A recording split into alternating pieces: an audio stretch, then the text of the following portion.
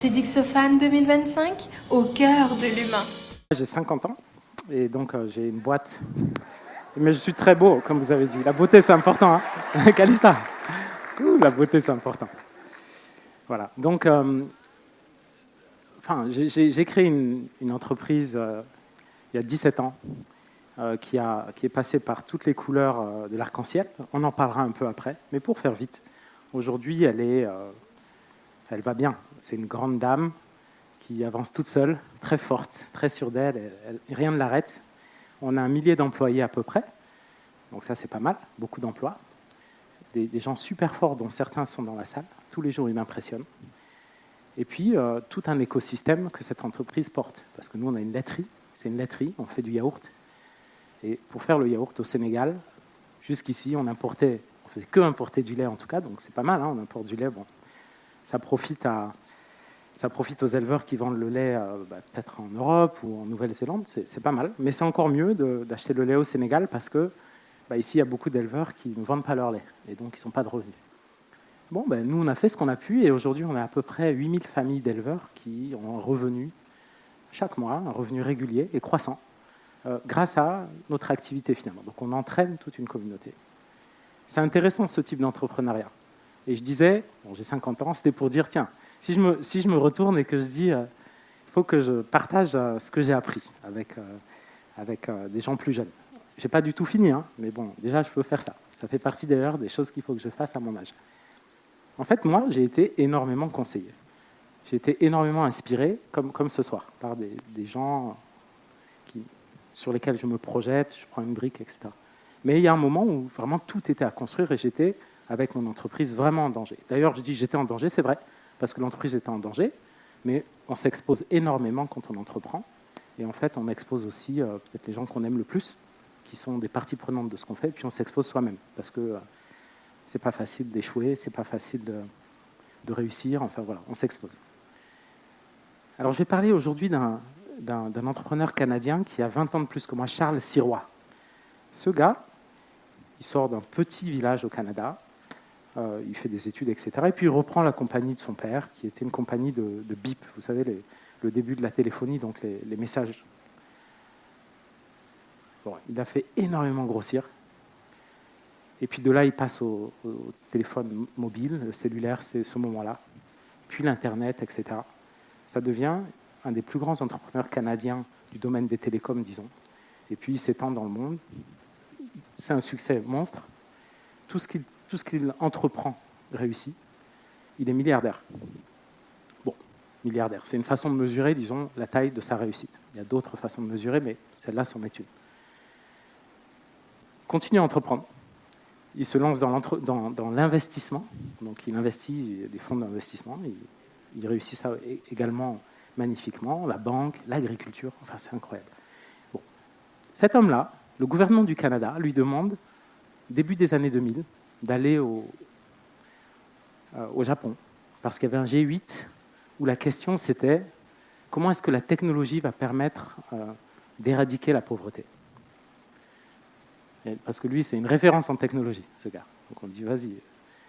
Et puis il va là-bas, il réfléchit, il sollicite tout son réseau et il fait un gros pitch là-bas, il dit, c'est pas la technologie, c'est l'entrepreneuriat qui va résoudre la pauvreté dans le monde. Et puis il fait sa démonstration.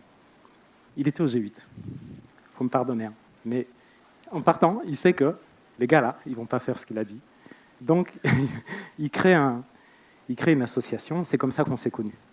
Donc, ce gars se met à observer ce qui a fait que dans son propre parcours, mais aussi dans le parcours des autres entrepreneurs à succès, qu'est-ce qui se ressemble là-dedans? C'est quoi la boîte à outils? Ces gens ne se ressemblent pas. Quand on voit Calista ou Sidi ou Zinga et moi, bon, franchement, on ne se ressemble pas. Nos trajectoires sont particulières. D'ailleurs, on est attaché à ça. On est un peu des originaux, tous. Hein. Mais pourtant, par exemple, si je parle de Sidi, comme moi, la première chose, c'est qu'il y a un refus du statu quo. Lui, il a la polio. Donc, il reste chez toi. Parce que les gens qui sont handicapés, ils restent chez eux. Il dit non. Il refuse ça. Dans mon cas, moi, je suis vétérinaire. Je suis tombé sur des éleveurs qui ne vendaient pas leur lait au Sénégal, alors que je venais d'Europe. où j'ai jamais parlé de vendre du lait avec les éleveurs, je soignais les animaux. Ils avaient de l'argent parce qu'ils vendaient leur lait. Ici, les vétérinaires n'ont pas de travail parce que les éleveurs sont pauvres parce qu'ils ne vendent pas leur lait. Je dis, bon, ça va pas. Mais c'est pas grave, on importe de la poudre.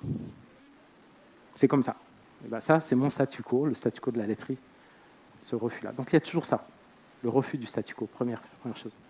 La deuxième chose, c'est la vision. Il ne s'agit pas juste de dire un soir, je ne vais pas faire comme les autres, ça ne marche pas. Il faut aussi avoir une vision. Ce n'est pas très clair, hein. Ce n'est pas encore très clair. Mais on voit à peu près ce qui pourrait faire que ce statu quo-là, on va le casser. Dans mon cas, je me suis dit, bon, les gens qui font la microfinance, là, ils ont réussi à les prêter aux pauvres. Hein. Bon, qu'est-ce qu'ils ont fait? Comment ils ont fait pour downsizer les services bancaires, pour rapprocher des gens qui sont pauvres, qui étaient normalement exclus des services bancaires? Bon, ça, c'est mon cas. Et donc, j'ai fait la même chose avec les éleveurs. OK, on va inventer un système de collecte qui permet d'aller trouver des tout petits éleveurs. Pour ça, il faut de la confiance. Enfin, franchement, si on observe bien la collecte, je ne vais pas le faire aujourd'hui, telle qu'on l'a faite, ça ressemble beaucoup à ce qui se faisait à l'époque au niveau de la microfinance avec les agents de crédit en particulier. Bon. Alors, ma vision, c'était ça. OK, je vais organiser les éleveurs, ils vont avoir confiance parce que je suis vétérinaire, donc ça, bon, ça va aller. Et puis ensuite, je vais faire une technique qui est issue de ce qu'ont fait les gens de microcrédit pour réussir, et ça va marcher. Bon, voilà. Donc, j'ai ma vision. C'est pas très clair. Hein.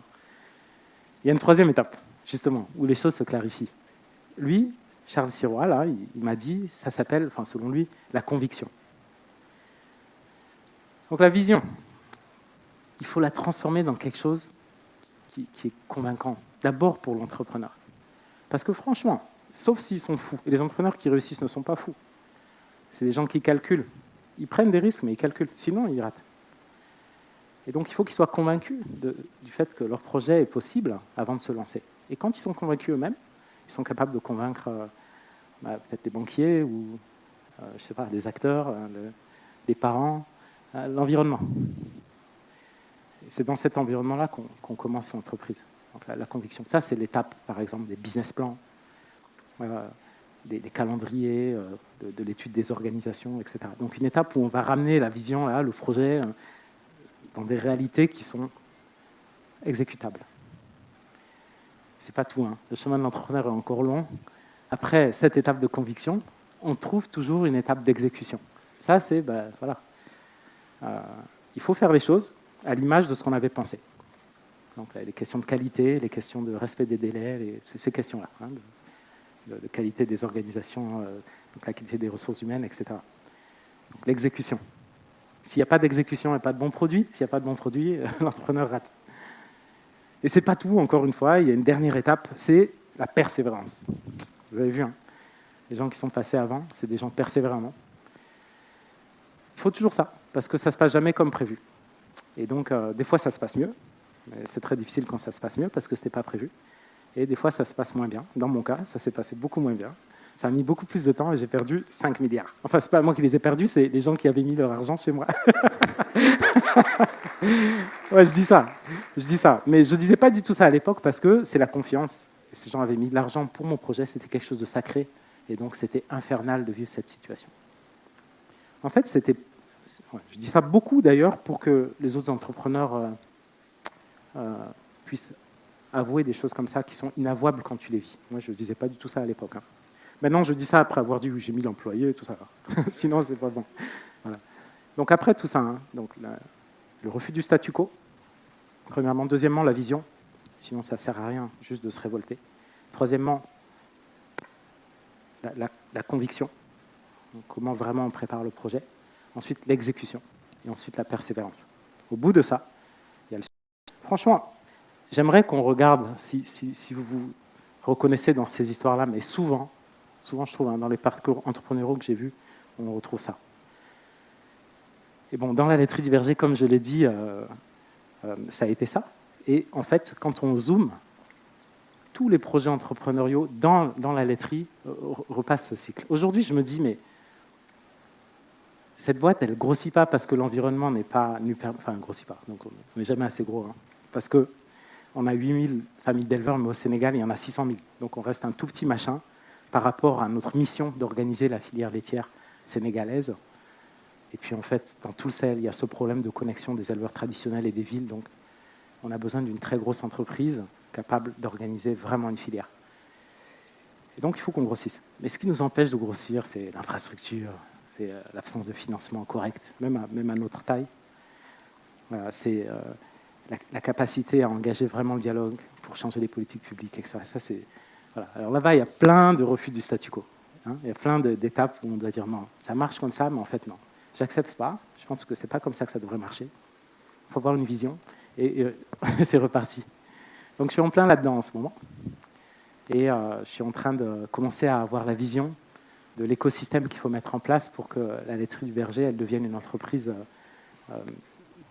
de très grande taille, issue, disons, de la Sonatel, quelque chose comme ça, une très très grande entreprise qui est capable vraiment...